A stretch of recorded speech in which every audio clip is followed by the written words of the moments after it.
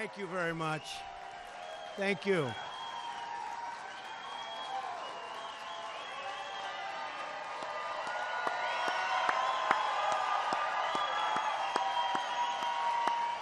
Thank you very much. It's so nice, and we appreciate it, and all of the people outside that were waving proudly the American flag. Believe me, we appreciate it very much. I want to thank Jerry Cook, Steve Burney, and all of the tremendous employees here at the Lauren Cook Company for hosting us today. Where is Jerry? Where is Jerry? Thank you. Thank you, Jerry. What a job. I've heard so much about you. It's a great honor to know you, Jerry. Thank you. I also want to welcome the many distinguished guests who are here with us for this very important event. Secretary of the Treasury, Steve Mnuchin. Thank you, Steve.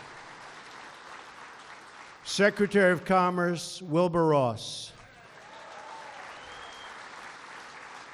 Small Business Administrator, which, by the way, is a very large business, I will tell you that, Linda McMahon, a friend of mine.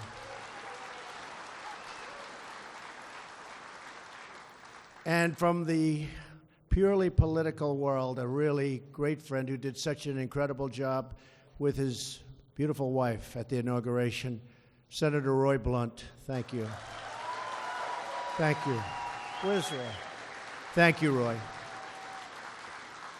Governor Greitens is here, who's doing some job. Thank you, Governor.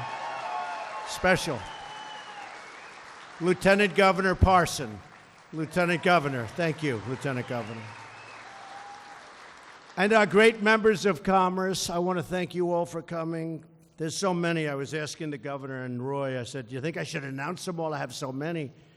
But I'm honored that they're here. Representative Sam Graves. Representative Vicky Hartzler. It's been terrific. My friend for a long time and just somebody that he liked me from the beginning and I liked him, Billy Long. Where's Billy? Billy. Right, Billy?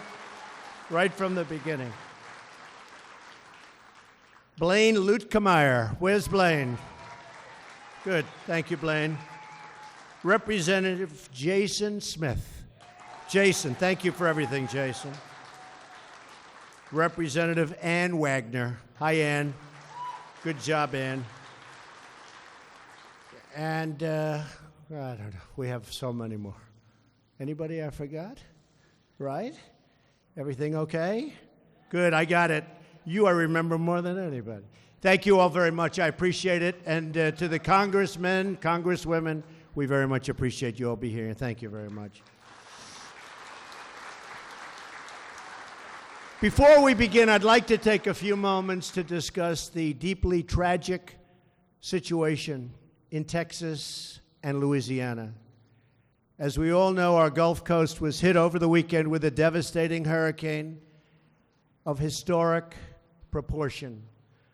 Torrential rains and terrible flooding continue to pose a grave danger to life and to property. Our first responders have been doing absolutely heroic work to shepherd people out of harm's way, and their courage and devotion has saved countless lives. They represent truly the very best of America.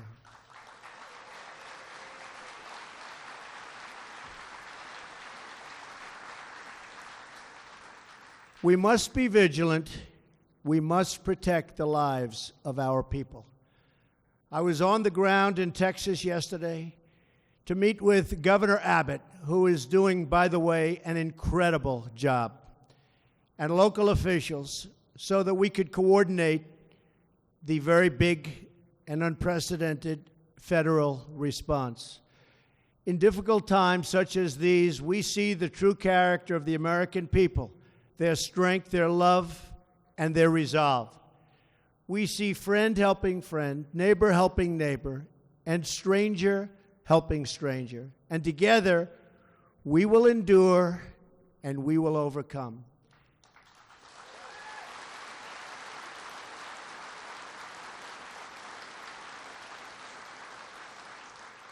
To those affected by this storm, we are praying for you, and we are here with you every single step of the way. And I can speak, I know, for the people in this room, every step of the way.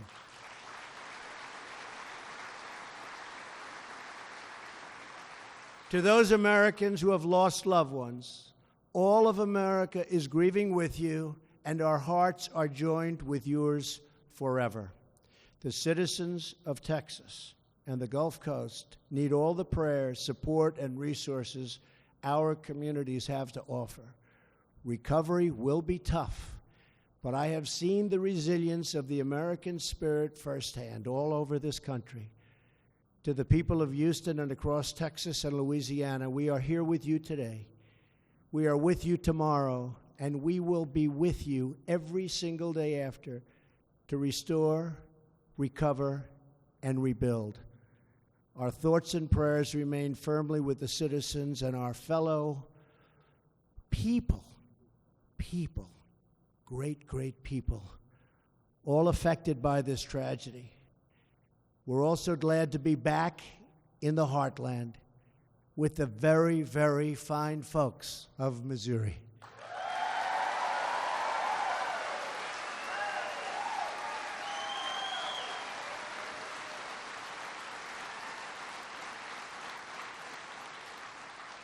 And I said to Senator Blunt, and I said to Billy Long on the plane coming in, can I say Missouri, or should I say Missouri? Okay? And they said, whatever you want is okay. So I said, good. But I'm especially pleased to be here in Springfield, the birthplace of a great American icon, the legendary Route 66. Who would have known that? This is the place where the Main Street of America got its start, and this is where America's Main Street will begin its big, beautiful comeback that you are seeing it right now. This is a comeback of historic proportions. You're seeing it happen right now. Right? You're seeing it. We're here today to launch our plans to bring back Main Street by reducing the crushing tax burden on our companies and on our workers.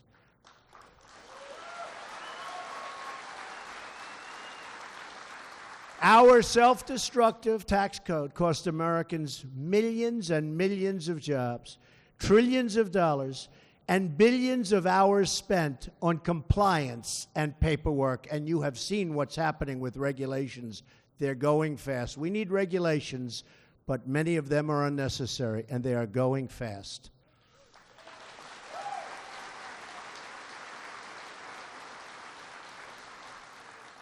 That is why the foundation of our job creation agenda is to fundamentally reform our tax code for the first time in more than 30 years. I want to work with Congress, Republicans, and Democrats alike on a plan that is pro-growth, pro-jobs, pro-worker, and pro-American.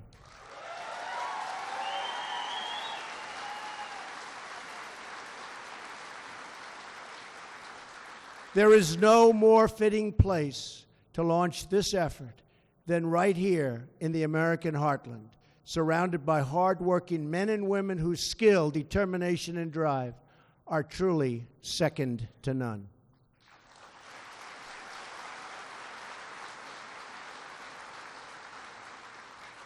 And by the way, before I start, Ivanka Trump, I see my beautiful daughters in the audience. Stand up, brother.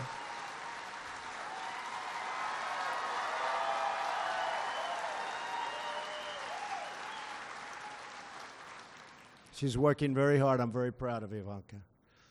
For many decades, Route 66 captured the American spirit.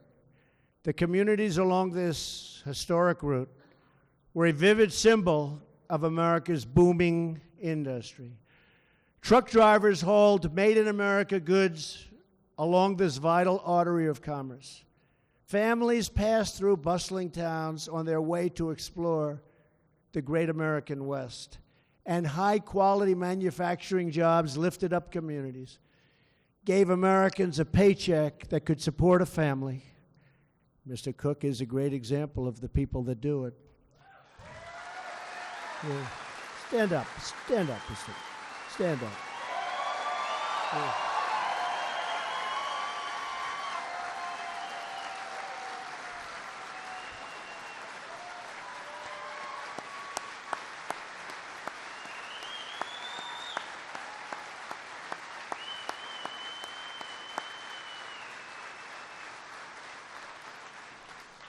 I think they like you. And provided millions of our fellow citizens with the pride and dignity that comes with work. But in recent years, millions of Americans have watched that prosperity slip away in the rear view mirror. And it wasn't pleasant to watch, especially for me. I would sit back, I was in business, and I could see what was happening. Wasn't good. If we want to renew our prosperity and to restore opportunity, then we must reduce the tax burden on our companies and on our workers.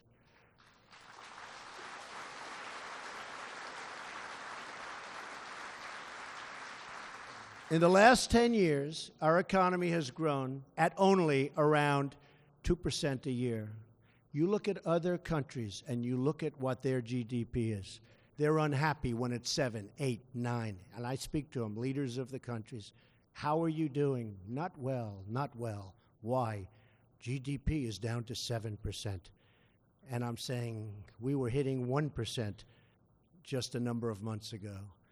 So we're going to change that around, folks, that I can tell you, and we're going to change it around for us.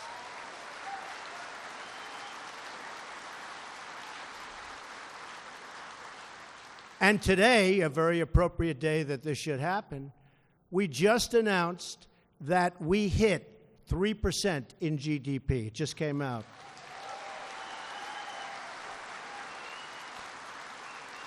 And on a yearly basis, as you know, the last administration, during an 8-year period, never hit 3%. So we're really on our way. If we achieve sustained 3% growth, that means 12 million new jobs and $10 trillion of new economic activity over the next decade. That's some numbers.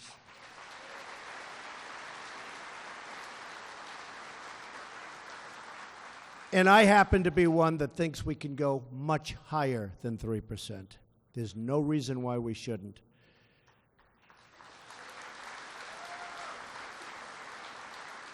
So this is our once-in-a-generation opportunity to deliver real tax reform for everyday, hardworking Americans. And I am fully committed to working with Congress to get this job done. And I don't want to be disappointed by Congress. Do you understand me? Do you understand? Understand. Congress. I think Congress is going to make a comeback. I hope so. Tell you what, the United States is counting on it.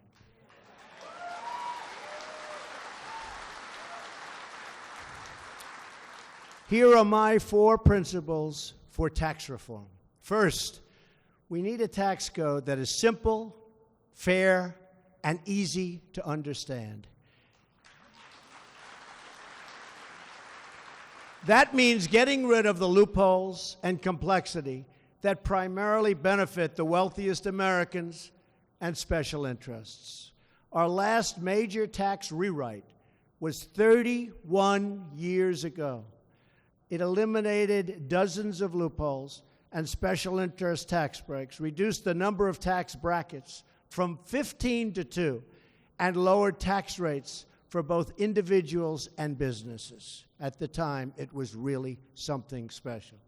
Since then, our tax laws have tripled in size, and the tax code itself now spans more than 2,600 pages, and most of it is not understandable.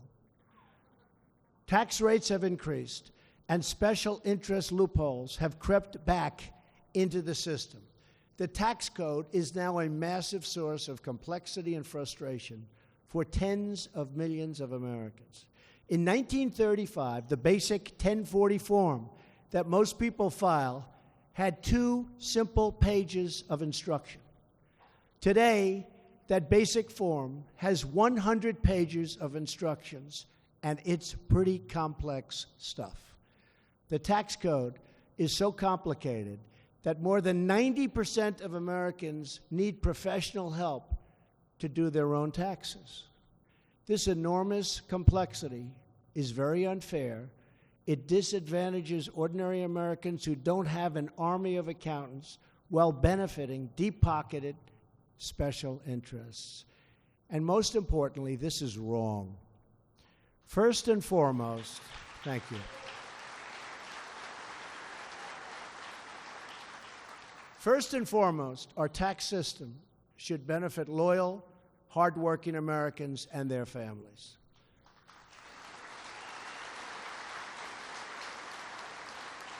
That is why tax reform must dramatically simplify the tax code, eliminate special interest loopholes. And I'm speaking against myself when I do this, I have to tell you. And I might be speaking against Mr. Cook, and we're both okay with it. Is that right? It's crazy. We're speaking, maybe we shouldn't be doing this, you know? But we're doing the right thing.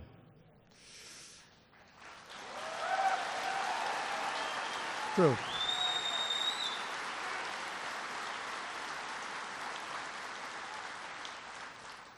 And allow the vast majority of our citizens to file their taxes on a single simple page without having to hire an accountant.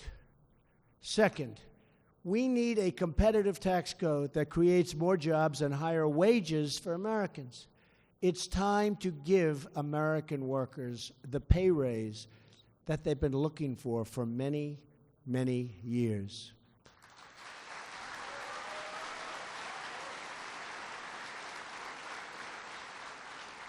In 1986, Ronald Reagan led the world by cutting our corporate tax rate to 34%. That was below the average rate for developed countries at the time. Everybody thought that was a monumental thing that happened. But then, under this pro-America system, our economy boomed. It just went beautifully, right through the roof. The middle class thrived, and median family income increased. Other countries saw the success. They looked at us. They saw, what is America doing? What's happening with the United States? And they acted very swiftly by cutting their taxes lower and lower and lower and reforming their tax systems to be far more competitive than ours. Over the past 30 years, the average business tax rate among developed nations fell from 45% to less than 24%, and some countries have an unbelievably low tax, including, by the way, China and some others that are highly competitive and really doing very well against us. They are taking us, frankly, to the cleaners. So we have no choice. We must lower our taxes. And your senator, Claire McCaskill, she must do this for you, and if she doesn't do it for you, you have to vote her out of office.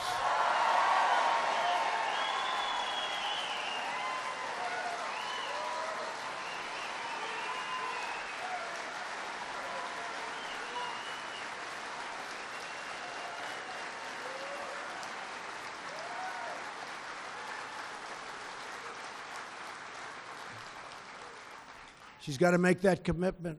She's got to make that commitment. If she doesn't do it, just can't do this anymore with the obstruction and the obstructionists. If we don't get tax cuts and reform approved, potentially the biggest ever, we're looking for the biggest ever, jobs in our country cannot take off the way they should. And it could be much worse than that.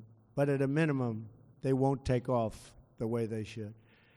The Dems are looking to obstruct tax cuts and tax reform, just like they obstructed so many other things, including administration appointments and health care. Not one vote. We got not one vote to try and fix health care and get rid of Obamacare. The strategy of our economic rivals has worked. They made their taxes lower, and far lower in many cases than ours, and jobs left our country. Large corporations changed their business models by exporting jobs to other countries and then shipping their goods back to the United States, where they'd make massive profits and they wouldn't be paying tax to us either. So we lost the jobs, we lost the taxes, they closed the buildings, they closed the plants and factories. We got nothing but unemployment. We got nothing. Other businesses, even classic American brands, switched their headquarters to foreign countries. Because of this and other reasons, like weak borders, America remains stuck in the past. Although I have to tell you, we have General Kelly here today, and we stopped 78% going up to 80% on the border traffic coming through in just a short period of time.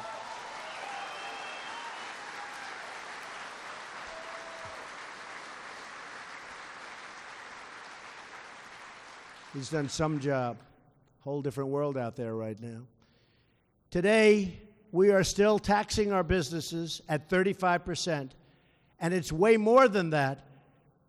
And think of it, in some cases, way above 40% when you include state and local taxes in various states. The United States is now behind France, behind Germany, behind Canada, Ireland, Japan, Mexico, South Korea, and many other nations. Also, with these countries, and almost every country, we have massive trade deficits, numbers that you would not believe. But this administration is going to fix that one by one. We're fixing it. We're working right now on NAFTA, the horrible, terrible NAFTA deal that took so much business out of your state and out of your cities and towns. And we're working on it. Let's see what happens.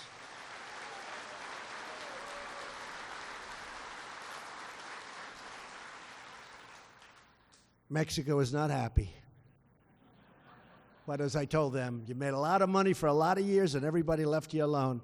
We got to change this deal, and hopefully we can renegotiate it. But if we can't, we'll terminate it and we'll start all over again with a real deal.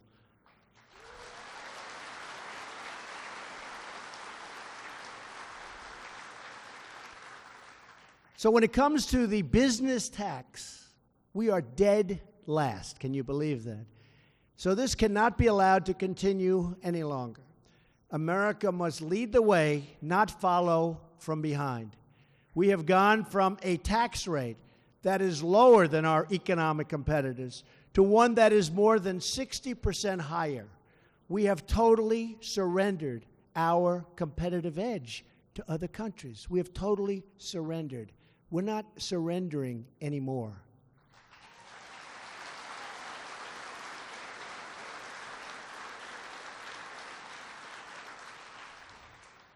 Ideally, and I say this for our Secretary of the Treasury, we would like to bring our business tax rate down to 15%, which would make our tax rate lower than most countries, but still by no means the lowest, unfortunately, in the world. But it would make us highly competitive. In other words, foreign companies have more than a 60% tax advantage over American companies. They can pay their workers more, sell their products and services at lower cost, and still make more money than their U.S. competitors. We cannot restore our wealth if we continue to put our businesses at such a tremendous disadvantage. We must reduce the tax rate on American businesses so they keep jobs in America, create jobs in America, and compete for workers right here in America, the America we love.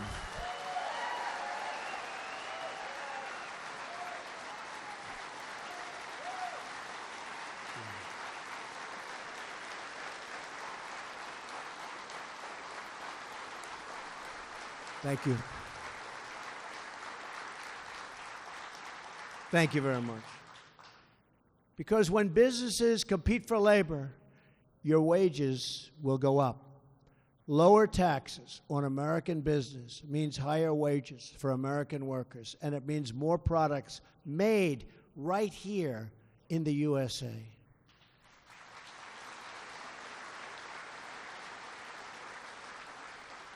When I was growing up, I always used to see the signs, and it was always stamped on the product, made in the USA. You don't see it anymore. We're going to go back to made in the USA.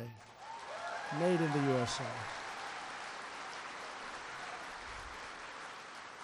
The third principle for tax reform is a crucial one: tax relief for middle-class families.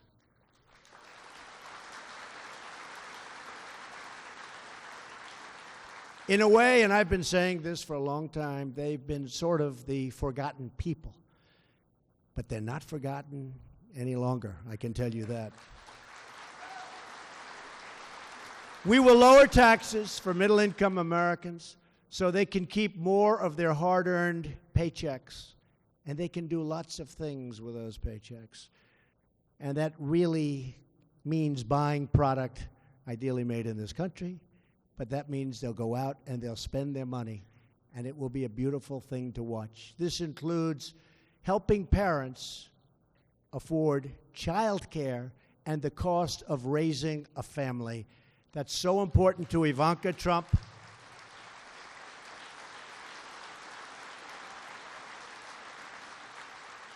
Very, very important to everybody in this room, but so important to my daughter. It's one of her real big beliefs, and she's very committed to that. Right, Ivanka? We believe that ordinary Americans know better than Washington how to spend their own money, and we want to help them take home as much of their money as possible and then spend it.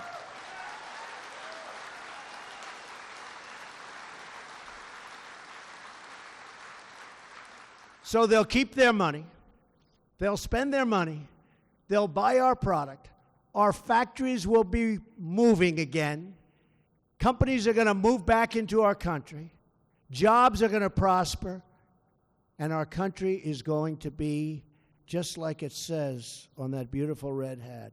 It says, "Make America Great Again." That's what we're going to do. Right?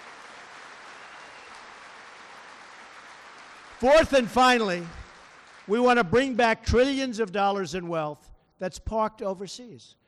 Because of our high tax rate and horrible, outdated bureaucratic rules, large companies that do business overseas will often park their profits offshore to avoid paying a high United States tax if the money is brought back home. So they leave the money over there.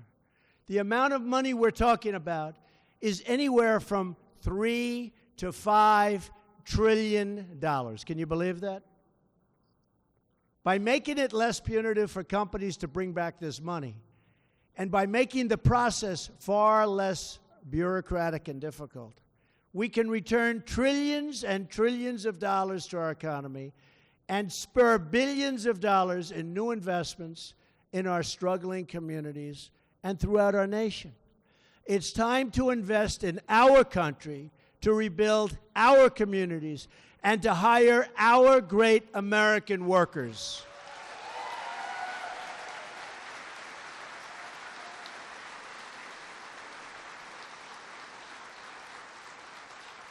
My administration is embracing a new economic model. It's called, very simply, the American model. Under this system, we will encourage companies to hire and grow in America, to raise wages for American workers, and to help rebuild our American cities and communities. That is how we will all succeed and grow together as one team with one shared sense of purpose and one glorious American destiny.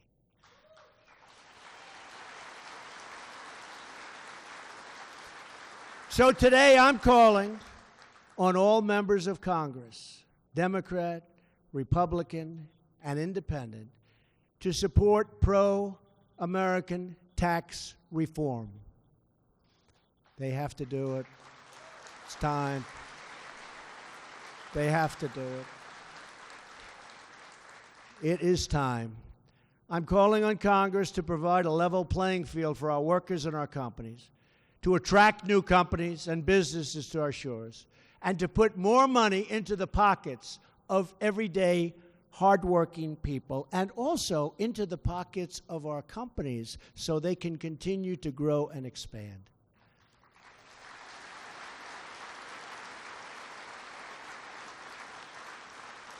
What could possibly be more bipartisan than allowing families to keep more of what they earn and creating an environment for real job and wage growth in the country that we love so much?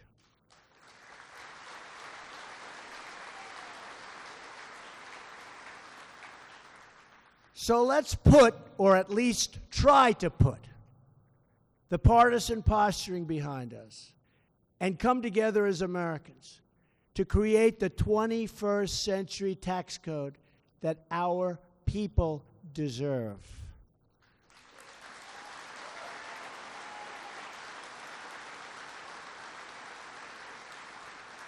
If we do this, if we unite in the name of common sense and the name of common good, then we will add millions and millions of new jobs, bring back trillions of dollars, and we will give America the competitive advantage that it so desperately needs and has been looking for so long.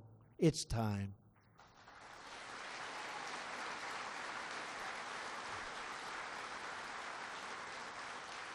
Products made with American hands, American labor, and American grit will once again be delivered throughout the world.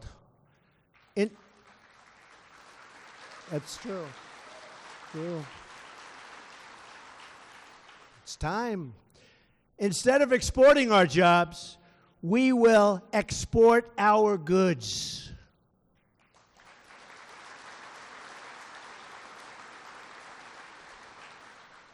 Our jobs will both stay here in America and come back to America. We'll have it both ways. Millions of struggling citizens will be lifted from welfare to work. They will love getting up in the morning. They will love going to their job. They will love earning a big, fat, beautiful paycheck. They will be proud again.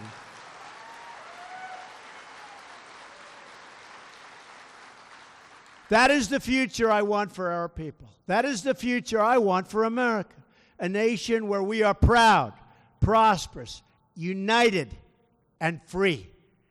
Today, I am asking every citizen to join me in dreaming big and bold and daring things, beautiful things, for our country. I am asking every member of Congress, of which we have many with us today, to join me in unleashing America's full potential. I am asking everyone in this room and across the nation to join me in demanding nothing but the best for our nation and for our people. And if we do these things, and if we care for and support each other and love each other, then we will truly make America great again. Thank you. God bless you. God bless you, everybody. Thank you. Thank you very much. Governor, thank you. Thank you, Governor. Thank you, Senator. Thank you. Thank you, everybody. Thank you. Thank you.